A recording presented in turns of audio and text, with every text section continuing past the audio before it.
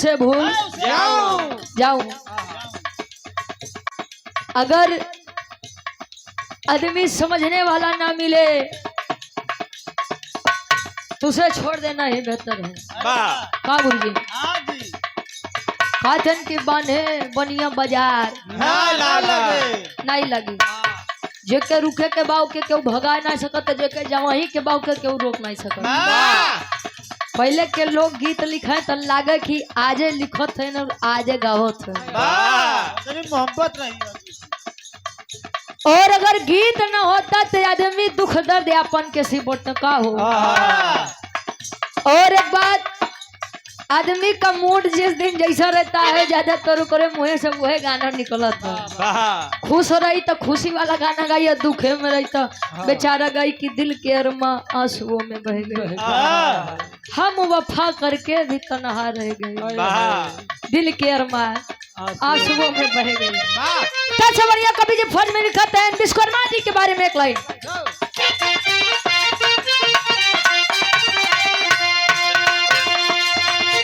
कल विश्वकर्मा अपनी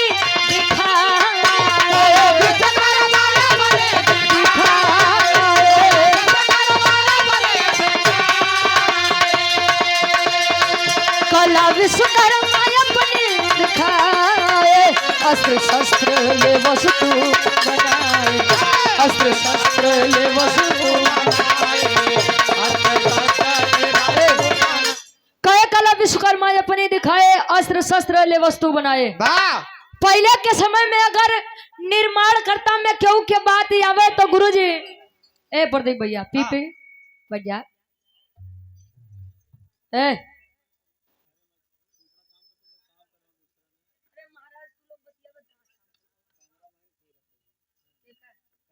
अच्छा ठीक है चले देखा, लेकिन शांति भाव से। पहले के समय में कुछ बनावे के पारी आवे तब विश्वकर्मा जी लगे लोग भागे। का हो विश्वकर्मा जी एक अंगूठी का निर्माण किए थे, जेके लोग कहा कि जनक जी के मुनरी। मुनरी के मतलब अंगूठी रिंग। अरे वाह, और अंगूठी जहाँ जहाँ के गुरु जी बिना छोड़ कहूँ बनाए सनाही वही मुनरी। स्वर्ग लोक में रही तो इंद्र लोक में इंद्र जी के और अप्सराएं जितनी रहा उमा झगड़ा हो। मृत्यु लोक में जनक जी के पास आई तो जनक जी के कुल नाशे भवा, अकाल पड़ गया, सूखा पड़ गया। सीता जी के साथे पहुंची हूँ अयोध्या में तो अयोध्या के नाश हो गया। यह 100 रुपए का सम्मान। लाल सिंह यादव भैया हमरे रुदापुर से बहुत बहुत धन्यवाद। लाल चंद यादव भैया रुदापुर से, ठीक है भैया। बीडी सिंह 100 रुपया और लाल जी यादव जी 51 रुपया, बहुत बहुत धन्यवाद। क्या करबो भैया वो लड़का बा दूसरी तीसरी बार विरहा में आई ना। अब कुछ गलती हो जाए तो दोबारा बोलवा लो, हम फ्री में बोल दे, हम पैसा बदे नहीं कहा। तब विश्वकर्मा जी के बड़ी इज्जत रहे गुरु जी। लेकिन घर में जवन मेहरारू और बिटिया रहे कर मेहरारू के नाम घृताक्षी बा, अब बिटिया के नाम चित्रांगदा बा। तो चित्रांगदा और घृताक्षी नाचे और गावे वाला काम करे। नाचे गावे। बड़े भाई आप हमारे हुकुम सिंह जी रैनी से 200 रुपए का सम्मान। हुकुम सिंह भैया हमने बहुत बहुत धन्यवाद। आशीर्वाद के चारे कि हम बच्चे अपनी कला में कामयाब रहे। और घृताक्षी जो थी वो इंद्र जी के दरबार में नाचने और गाने का कार्य कर रही थी। तो पहले तो बड़ी इज्जत रहा, लेकिन जब विश्वकर्मा जी हमें इंद्र लोक में तो कहा कि अरे बाप रे बाप, मेहरारू नाचे विश्वकर्मा जी के मेहरारू नहीं के मेहरारू इतना तगड़ा दीवाना किए बस सबका। मंजीत भैया नहीं के आधा भारतवर्ष तक वही के फैन बा। फैन बा। अच्छा यहाँ जब इतनी बतिया सुने तो विश्वकर्मा जी की बात बड़ी खराब लगे। कहे कि मैं इज्जत बनाऊं, ये माई बिटिया हमारी इज्जत के बब्बे यादव जी तिवारीपुर से कारीगर साहब हाँ कटर साहब। हमरे गार्जियन जी के द्वारा 20 रुपया बहुत बहुत धन्यवाद बा। बड़े लाल यादव जी भोपतपुर से हाँ कारीगर साहब 21 रुपया। हाँ का मोछा बा भाई तुम्हारा। क्या बात है। अच्छा यादव हो या हाँ, बहुत बहुत धन्यवाद। यादव नहीं पक्का यही रहे। तो ऊपर ही कंडी लेके आ रहा कि गैस लेके आ रहा। केतन यादव भैया हमारे भोपतपुर से भी 21 रुपया बहुत बहुत धन्यवाद बा। कारीगर साहब आशीर्वाद के चाह रही जब तू देखे में कतना सुघर है देखा हाँ खाना तो कैसे मेहरारू बना। कितनी बढ़िया हुई। हट, दुनिया के मेहरारू पीछे दिमाग लगाए है हम खाना के बात करते यार। वाह विश्वकर्मा जी अपनी बेटी चित्रांगदा को बुला कह किया लड़की वाह ए लड़की माने तनी इज्जत हम बनाए वाह और तू माई बिटिया के नाश करत हूँ हाँ। बंद कर। बंद कर दिया। ए, अरे यार नाचे में और गावे में बड़ा ही अंतर बहुत है। वाह और यूट्यूब उठाए के देखला अगर हमार कमर जरा से कहूँ हिली हो वाह काहे बदनाम करत है भाई। वाह और 51 रुपया लाल सिंह की लाल जी लाल सिंह भैया बहुत बहुत धन्यवाद बा आशीर्वाद के चाह रही। लाल सिंह सेमरी से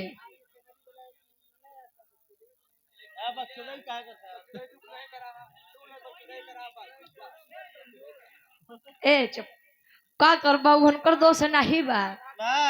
वो ज्ञान मंदिर पे जाए के बाद लोग केवल मुंह खोलथिन कनवा ढाका थे। वाह कल एक जगह बिरहा रहे लखनऊ में तो हम कहे छित जल पावक गगन समीरा 5 तत्व से बनल समीरा। जब बैठे कहे रुचि बिटिया सब तो बताओ लेकिन वो 5 तत्व के नमवा नहीं बताओ। वाह सफेद चुतिया आदमी है का यार। छित जल पावक गगन समीरा का है कि तबो नहीं 5 तत्व के नाम बताओ हम जाएंगे वो ज्ञान मंदिर से आओ तन कंपोजिट वाले हैं जाएंगे वाह छोड़ा उनके। अब यार चित्रांगदा के जब ओकर बाऊ बिगड़न तब मन उदास बा और स्वर्ग लोक को छोड़ करके चली है कहा हाँ। मृत्यु लोक। वाह ये अपने मृत्यु लोक धरती पे आज अभी आज तले होत का एक लाइन गीत लगत बा।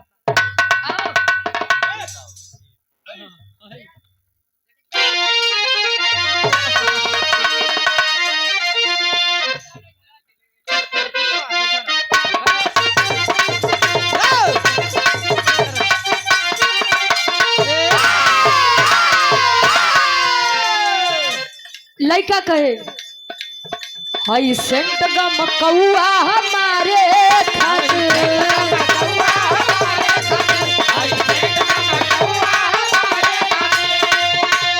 सब सामान पावे तोहरे सिंगारे खातिर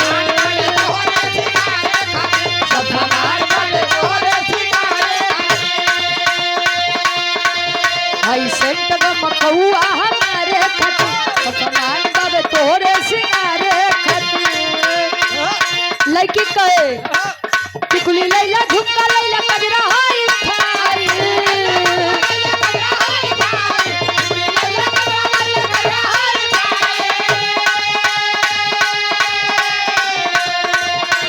टिकुली लैला झुमका लैला कजरा हाई खाई आय हाय हाय सड़िया करिया के लाई सड़िया करिया के लाई कहे सड़िया करिया के लाई। वाह उ तो दुल्हा दुल्हन के बात रहे लेकिन विश्वकर्मा जी की बेटी चित्रांगदा मन को उदास करके आई है जब स्वर्ग लोक को छोड़ करके मृत्यु लोक में और मृत्यु लोक में घटना घटत बा। वाह वाह कौन घटना रहे नारायण सिंह नारायण विश्वकर्मा जी ग्राम सेमरी से 51 रुपया बहुत बहुत धन्यवाद बा आशीर्वाद के चारे के मच अपनी कला में कामयाब रहे। वाह वाह आवा होके कन्या में गुस्सा वहां से चली ओके गुस्सा में कन्या वहां मृत्यु लोकवा में आई कछनारी कली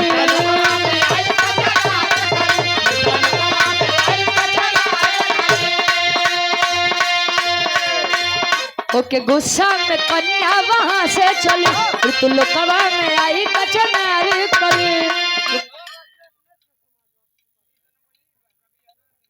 रवि यादव सेमरी से जय कलेश जय समाजवाद 20 रुपया, बहुत बहुत धन्यवाद। गौरी शंकर यादव भोपतपुर से 51 रुपया, बहुत बहुत धन्यवाद आशीर्वाद के चारे। और ये हमारे बड़े भाई आप सैलानी यादव जी तिवारीपुर से, और प्रेजेंट टाइम में आप नागालैंड में हैं। 251 रुपये देकर सम्मान किया गया, बहुत बहुत धन्यवाद। बड़े लाल भैया, बड़े लाल भैया मोछा वाले। और ये रूप नारायण यादव जी 100 रुपया, बहुत बहुत धन्यवाद। और ये हमारे बड़े भाई सैलानी यादव जी जो कि प्रेजेंट टाइम में वर्तमान समय में नागालैंड में हैं और निवासी तिवारीपुर से। हमारे गार्जियन जी के द्वारा 251 रुपए का सम्मान, बहुत बहुत धन्यवाद आशीर्वाद के चाह रही। आर्या यादव जी भोपतपुर से 21 रुपया, बहुत बहुत धन्यवाद मुझे धन्यवाद। आवा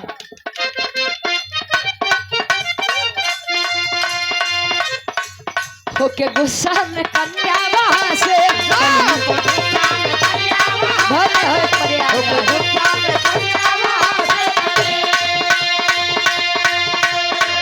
ऋतुलोकवा में आई कचनारी कली।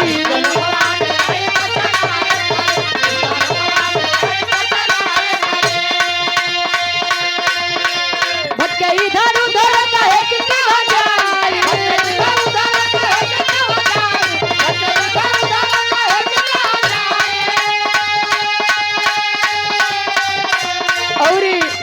सूरज यदुवंशी जी के पूजनीय मामा जी राकेश मामा 25 रुपया, बहुत बहुत धन्यवाद बा आशीर्वाद के चारे के मुझे अपनी कला में कामयाब रहे।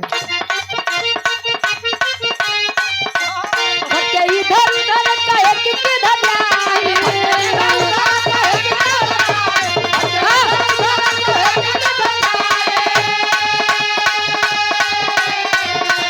भटके इधर उधर कहे कि किधर जाए, राजा सूरत के पास आए,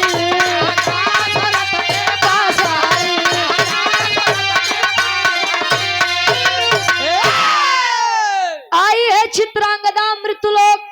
मृतलोक में एक राजा जिनका नाम राजा सूरत बताया गया। सूरज मत सुना जाए, सूरत SURAT सूरत।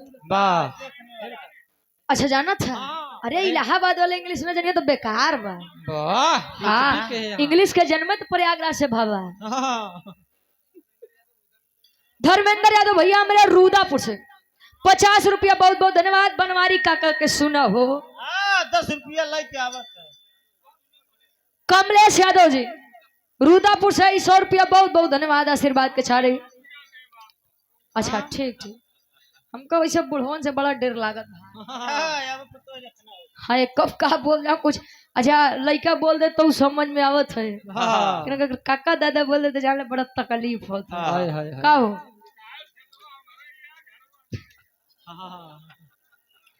वाह, चाहे जौन बोले, बहुत बहुत धन्यवाद। बनवारी काका बैठा है, उनके कुर्सी दा हो। इतने में केवल हमारे बनवारी काका समझदार लागत है। खेतवा इनकर जोते चाहिए जे। हाँ लेकिन उनके अकेले बैठा था ना, एक के बैठाओ चलते 10 जने खड़ा हो जा। कहानी तनी समझा। चित्रांगदा आई, राजा सूरत से प्रेम हुआ तो राजा सूरत और चित्रांगदा एक दूसरे को कहे कि अब जिएंगे सनम तेरे लिए और मरेंगे सनम तेरे लिए। अब बियाह करो तो तोसी करो, नहीं तो करबे नहीं करो। अब बियाह होए। लेकिन एक बात जान ला, कोनो लड़का कोनो लड़की के तब तक अपन मेहरारू मत बोला जोले मंडप में बियाह न हो जाए, और कोनो मेहरारू कोनो लड़का के अपन पति तब तक मत स्वीकार करो जोले मंडप में बियाह न हो जाए। बियाह तक तो बियाह मंडप तक तो कटाई जात बा। तू लोग 10 साल पहले के सोच के बैठा। और राजा सूरत के साथ भी यही हुआ।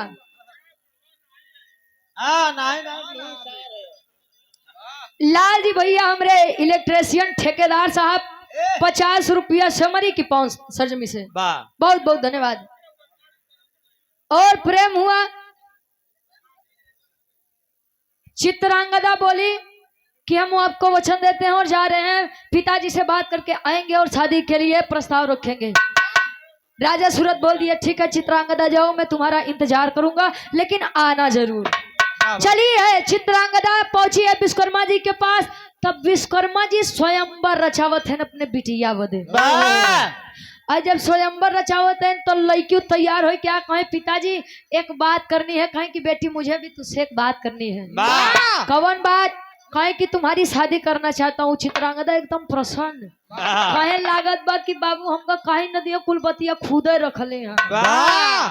इतनी बात जब सुनी कहे पिताजी मैं आपके सामने कुछ कहना चाहती हूँ। कहे कि बेटी चुप, अब तार मन पसंदीदार वरी हरे मिली। कैसे?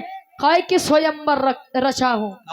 स्वयंवर का मतलब बनवारी का है कि स्वयं की इच्छा से वर को खो जाना ना। हाँ इलाहाबाद है हम जाना था। कहे कि स्वयं की इच्छा से वर को खोजना। अच्छा एक बात हमारे नहीं समझ में आवत गुरुजी, सीता जी के स्वयंवर में 10,000 वीर पुरुष गए हैं। पहले तो धनुष पारी पारा उठाए नहीं उठा तो 9,999 आदमी एकदम गुरुजी मिलाई के जब धनुष उठावत है नहीं उठा। सपोज करिए अगर वह धनुष उठ ही जाता तो सीता जी अकेले उठावे वाले 9,999 आदमी एक लड़की होता ना वीर लगे कैसे जात हो। सब 6 घंटा पारी मान लेते। 5 रुपया हमारे बनवारी काका बहुत बहुत धन्यवाद। हाँ लौटा दे हो फिर हमारे बनवारी काका बहुत बहुत धन्यवाद।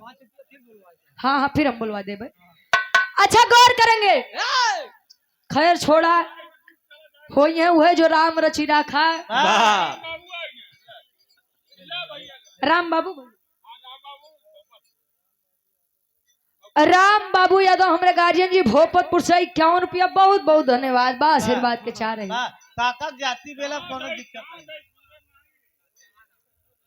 वो चांद हो राती में चमकत थी दिन में नहीं चमकती। जय जय बनवारी काका।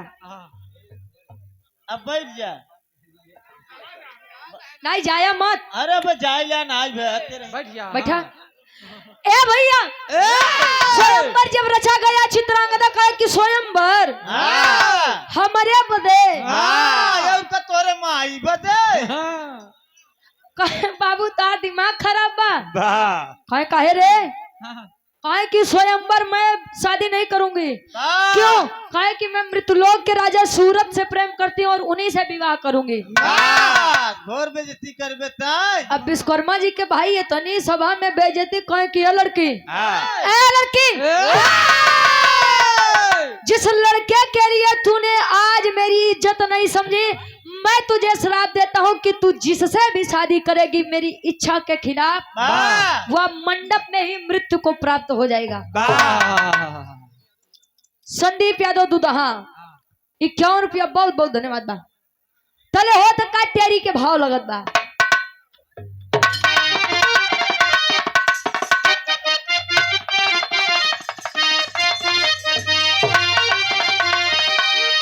अरे स्वयंवर अपने आप रच दिए। अरे राम स्वयंवर अपने आप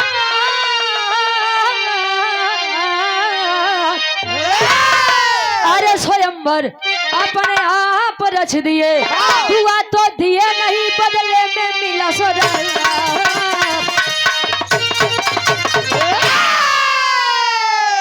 दुआ तो दिए नहीं बदले में मिला शराब। स्वयंवर अपने आप रच दिए। स्वयंवर रचे लड़की को नहीं पसंद। अच्छा लोग कहते हैं कि शादी के बाद किसी से प्रेम करना गलत है। अगर शादी के बाद किसी से प्रेम करना गलत है तो प्रेम किसी और से और शादी किसी और से यह भी करना गलत है।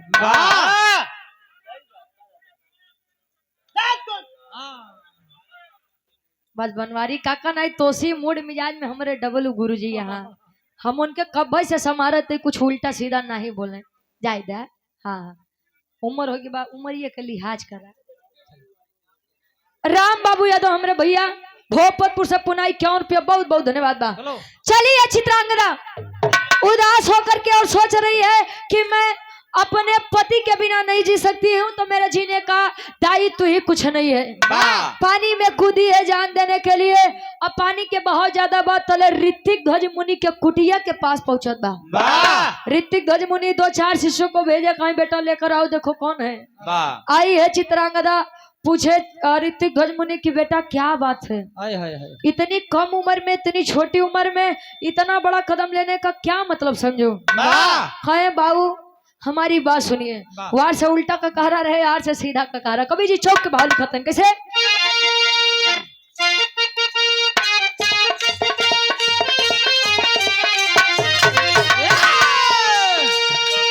कहे चित्रांगदा मुनि से जाके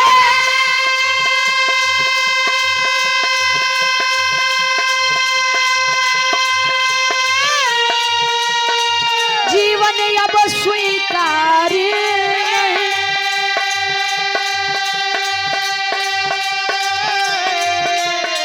खुद की मर्जी से शादी कर लूं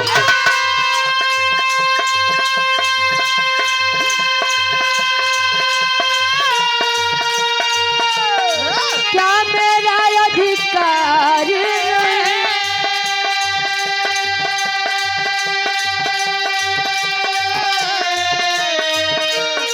गणपति के पास में जाके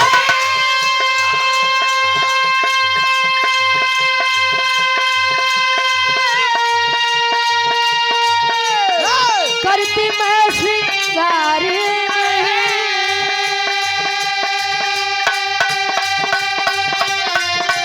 घृणा हुई है अब जीवन से घृणा हुई है अब जीवन से मर जाना बेकार नहीं बेकार नहीं।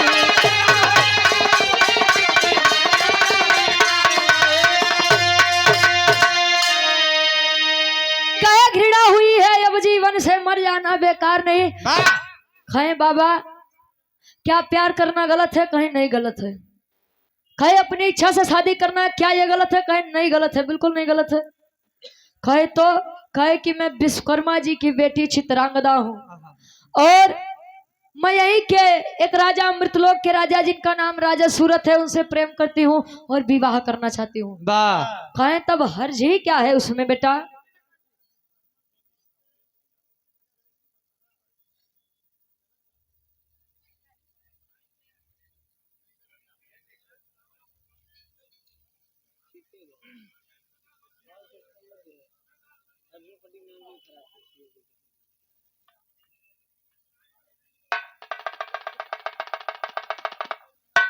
और सम्मानित पूज्य हमारे गार्जियन जी जो कि परिचय के मोहताज नहीं है आप डॉक्टर कमलेश सिंह यादव जी प्रदेश सचिव समाजवादी पार्टी उत्तर प्रदेश पूर्व न्यायिक मजिस्ट्रेट जज प्रत्याशी विधायक 258 हंडिया विधानसभा प्रयागराज से हमारे डॉक्टर कमलेश सिंह यादव गार्जियन जी के द्वारा सुंदर माला और 501 रुपए देकर सम्मान किया गया। बहुत बहुत धन्यवाद बा भैया के। जय अखिलेश जय समाजवाद जय संविधान जय समाज। बहुत बहुत धन्यवाद। एक स्वर में सबके नमस्ते प्रणाम स्वीकार हो। और ये हमारे गार्जियन जी श्री मंगला प्रसाद यादव जी जय संविधान जय समाजवाद जय अम्बेडकरवादी तिवारीपुर से 100 रुपया क्या कहना। वाह वाह भैया आपो वाली होए बस ये विराह हो जाए। सूर्यमणि यादव जी तिवारीपुर से 51 रुपया बहुत बहुत धन्यवाद आशीर्वाद के चाह रही। कहे कि मैं शादी करना चाहती हूँ राजा सूरत से अगर मैं उनसे शादी नहीं करूंगी तो किसी से भी शादी नहीं करूंगी। आए तो मरे के क्या जरूरत बा पगली। आए शादी तो मैं कर लूं लेकिन मेरे पिताजी का श्राप है कि मैं अगर उनके मर्जी के खिलाफ शादी करूंगी तो मेरे पति की मृत्यु मंडप में ही हो जाएगी यानी सुहागन बनते ही मैं विधवा बन जाऊंगी और ये मुझे कदाचित मंजूर नहीं है। जब इतनी बात सुने हैं तो ऋतिक ध्वज मुनि बुलाए हैं विश्वकर्मा जी को।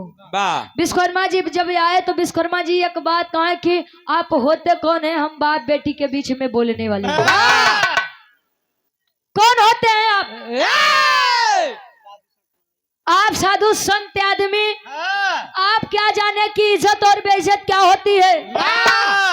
ऋतिक ध्वज मुनि को ये बड़ा बुरा लगा कि ये कल के आए हम हमका कहानी बताओ थे कि हमका इज्जत और बेइज्जती के कुछ मतलब है नहीं पता। खाली माला गुड़िया गिने बस। इनके अहंकार वो तो सुना विश्वकर्मा जी बड़ा खेला करे तू। अब तनी ऋतिक ध्वज मुनि के बात सुना का तनका बछोरे। और डॉक्टर सुभाष चंद्र यादव जी डायरेक्टर ज्ञान नर्सिंग होम कमला नेहरू कैंसर सेंटर प्रयागराज बैरगिया नाला जगतपुर प्रयागराज से पुनः ये 100 रुपए का सम्मान, बहुत बहुत धन्यवाद। और सूरज यदुवंशी जी के मामा और अच्छा सूरज यदुवंशी जी के आप जीजा जी के मामा जी रोहित यादव जी के आप पूज्य विजय यादव जी मामा जी तिवारीपुर से 51 रुपए का सम्मान, बहुत बहुत धन्यवाद। आशीर्वाद के छारे जीजो ते आया हो बड़ा पीछे बैठा है लड़का देखे बहुत बहुत धन्यवाद बा। आवा कवि जी लिखत हैं कैसे विरह के आखिरी तरफ लगता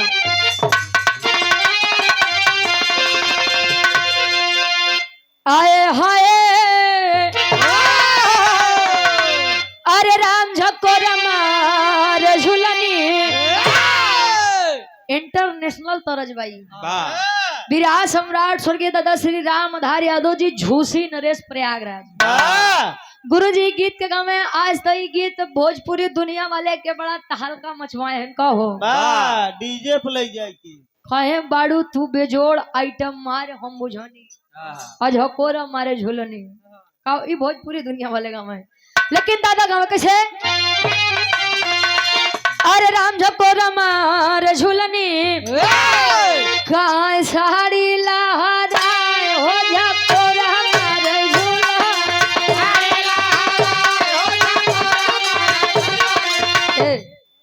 विराट सम्राट स्वर्गीय गुरु हैदर अली गुरु जी गाँव में कैसे अरे राम घुसुरी का बरधा गसार बरधा अरे राम घुसुरी का बरधा कहाँ सारी मझारी घुसुरी का बरधा कहे घुमा के गोरी मरलू। दादा राम कलाश जी कहा कि तेरी मेरी आंख लड़ी लोगों ने बदनाम किया कहे दुनिया के बक्कई दा हम तू अपन काम की है केहू केहू कहेला उमरिया के दोष बा कह के गए सूरदासी सब नजरिए के दोष बा। बर्बादी के शुरुआत कहाँ से होता जाना था अरे घुमा के गोरी मरलू हई नया न वही से अरे घुमा के गोरी मरलू। एक लाइन और सत्यन सुइया में गा रहे अरे गजब क्यों बहिनी अरे गजब क्यों बहिनी कहा चीन भतार हो गजब क्यों बहिनी।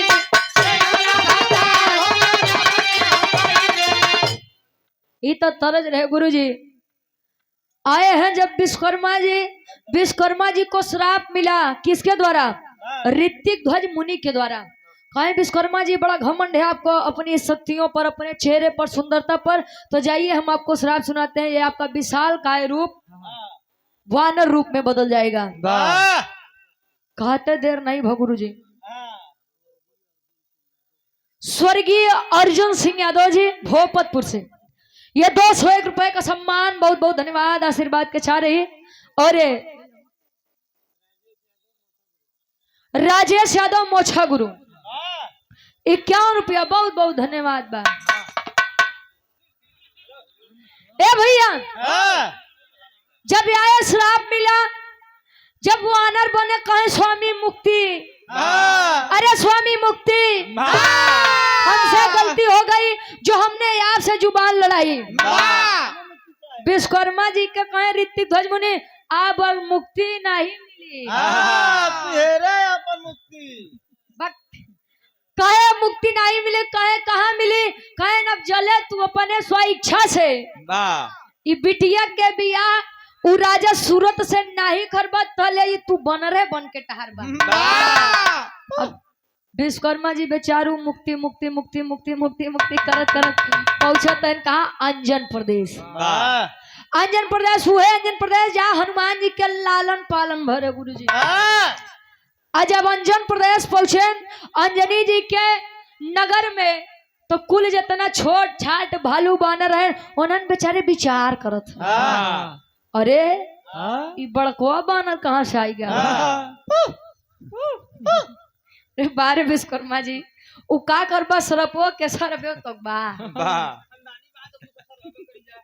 कहा कैसे कुल भालू बानर विचार करते हैं का विचार करें अरे कहाँ से आया बनरा अरे कहाँ से आया बनरा तमोर नगरी में कहाँ से आया बनरा कहाँ से आया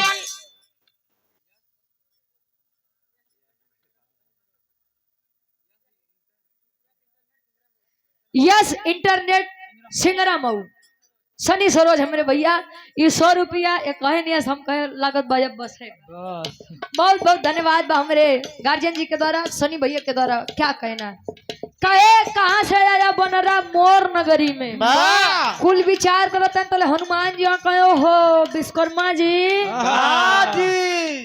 इतना बड़ कांड कई के लोग तो है तो मालूम हो गया हाँ हो कहे अगर तू विश्वकर्मा जी वानर बन के आया है तो तू इतना बड़ा कांड नहीं करे है बड़का वाला कांड के बड़का कांड कई के लौटा है। अच्छा आज देखे तो हनुमान जी पहुंचे तन कहाँ जाना था आप लोग विश्वकर्मा जी के मेहरारू घृताक्षी लगे और घृताक्षी वह स्वर्ग लोक में बढ़िया नृत्य के कार्य करे तो कहे का हो सब दिन नचबे करबू का दिक्कत बा कहे दिक्कत ही बा कि तोहार विश्वकर्मा जी मृत्युलोक में हमारे प्रदेश में बानर बन के बैठा है कहे का करत हाँ हुआ बानर बन के कहे उस श्राप लगा बा ऋतिक गजमुनि के कहे तब कहे आवा चला अगर प्रेम चाहती हो उनसे तो लेके आवत है कैसे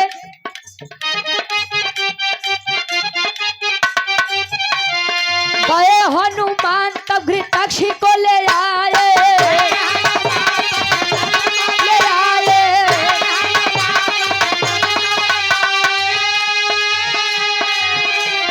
वानर बन के विश्वकर्मा संबंध बनाए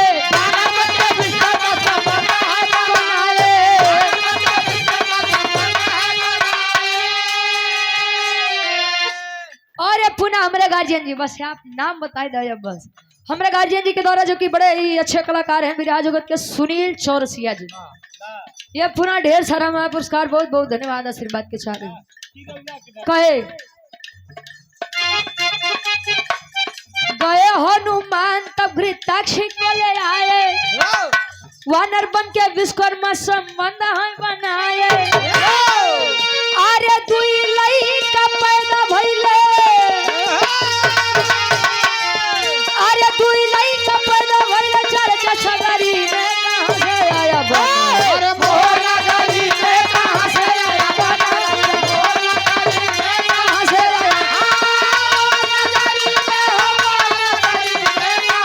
आया मोर नगरी में कहां से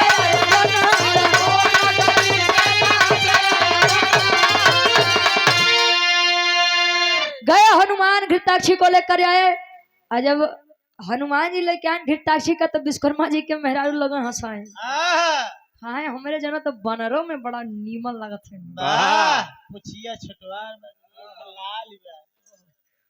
आए वो सब तो ठीक है बस पूछिए छोटे बा हाँ गुरु जी खाए हमारे जना तो बनरों के रूप में बड़ा नीक लागत है अब यहारी बात हो बा कहे अगर तोरे जना नीक लागत है तो तू काहे नहीं बनरी बन तू अब तू हम बन हनुमान जी का देखा कहे पागल हो गए हनुमान जी वो बानर बने तो का चाहता हम बनरी बनी कहे देखा अगर ऊ आदमी निक लागत है तो जले अब तू उनके प्रवेश में नहीं ढलबू तले प्रेम कहाँ से मिली। अब तू लड़की वो नारी जात तू बेचारू वानर जात तो प्रेम कैसे दी तो है या से वानरी बन जाओ अरे वानरी होनरी हम नहीं बनल कहीं कि ना बन जाइए अभी कुछ दिक्कत है। अच्छा वानरी बने घृताक्षी जी जब वानरी रूप लिए तब लगे विश्वकर्मा जी के सामने पोज पर पोज मारा। हाँ हो वैसे अब जात कौनो भी हो लेकिन अगर वो नारी जात बा तो गुरु जी तो पोज मारबे करी जब पोज मार तो फोटो खिंचाबे करी।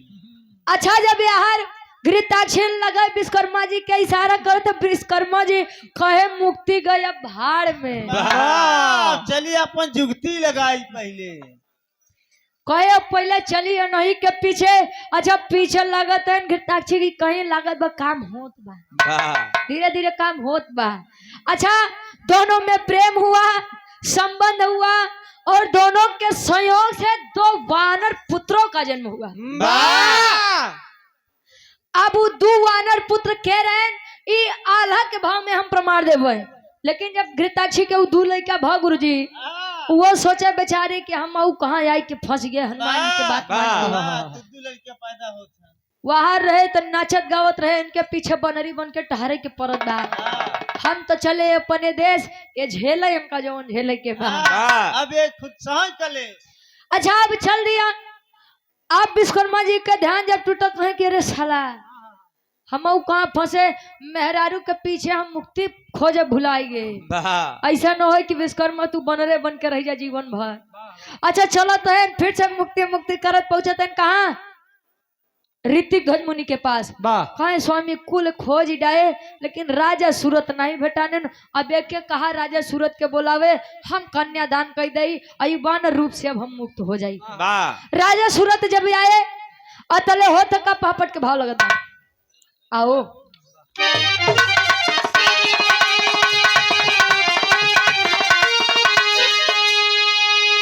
अरे कहे मुनि जी करा दा कन्यादान मान ना जाए दे। अरे कहे मुनि जी करा दा कन्यादान मान ना जाए दे तना ही साबा दुनिया में अपमान मान ना जाए दे।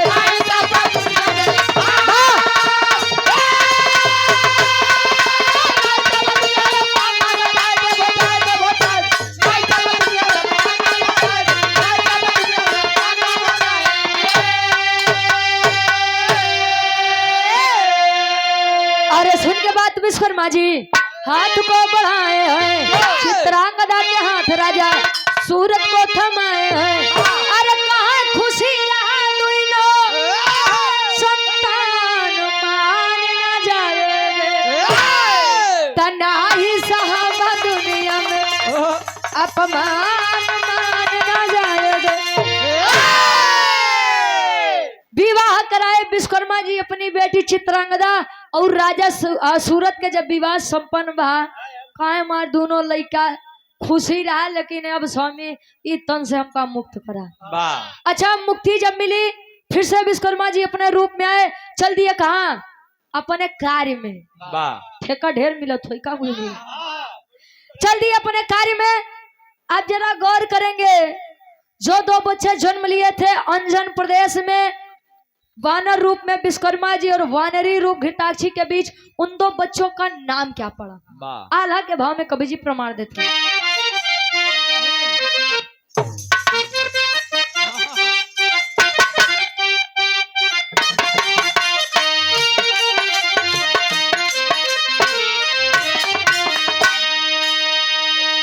वानर रूपवा में कैले विश्वकर्मा मन मानी बाबू घृताक्षी गुजरी ऐसा संबंध बना 2 लड़का पैदा भइले अन्यन पार देशवा में बाबू नल नील जे कर नाम पड़ी जा खेल कूद खुशी होई के अंजन पर देशवा में बाबू माई अंजनी लिहली गोदिया उठा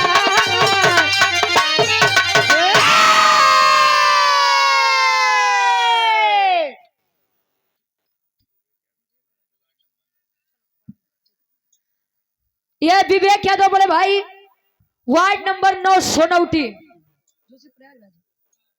अच्छा सोनौटी झूसी प्रयागराज से। हाँ भैया बदर सोनौटी झूसी प्रयागराज। विवेक यादव बड़े भाई के द्वारा सुंदर माला 100 रुपया बहुत बहुत धन्यवाद बा। अच्छा सूरज भाई के आप छोटे भाई हैं बहुत बहुत धन्यवाद बा। हम कहे सूरज भाई के जगह स्वराज भाई कहाँ से आई है बहुत बहुत धन्यवाद बा। ठीक बा कोई दिक्कत नहीं। कहानी पर गौर करेंगे। दो बच्चों का जन्म हुआ जिनका नाम नल और नील बताया गया। आई नल और नील के काम कहाँ रह जाना था गुरुजी? आखिरी भाव खड़ी के भाव लगत बा। कहानी के मेन पॉइंट बा संदीप यादव जी दुदहा दैलापुर। ये हमारे गार्जियन जी के द्वारा 51 रुपया बहुत बहुत धन्यवाद आशीर्वाद के साथ खड़ी के भाव लगत।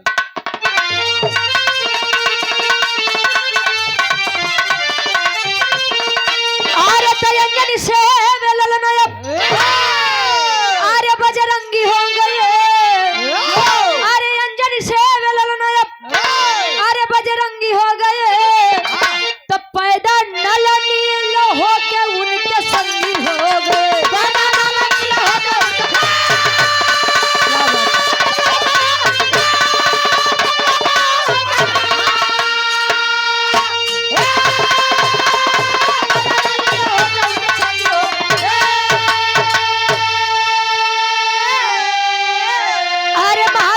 से खबर लेके आए हो तो नल नील समुद्र के मार्ग है बना।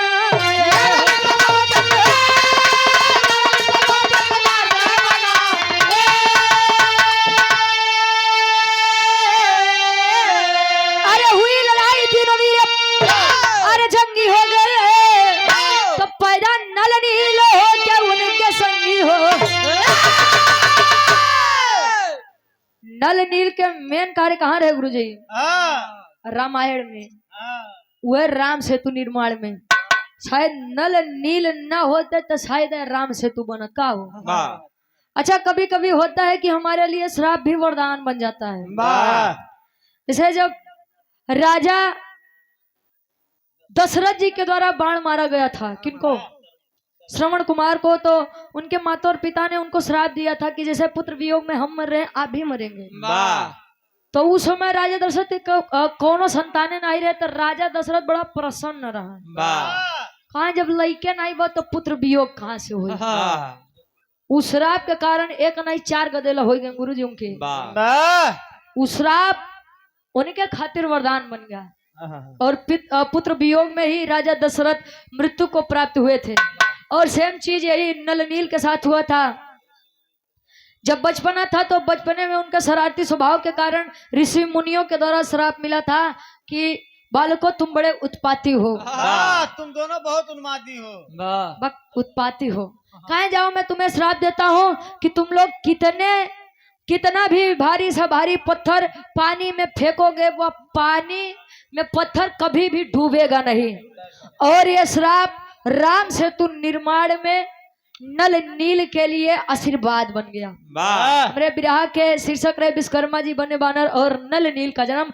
आखिरी में खानदान के परिचय बा। गुरु बिहारी गुरु लाल गुरु गाए अरे स्वर्ग से चंदिका कभी बचंगी अब हरिसाए।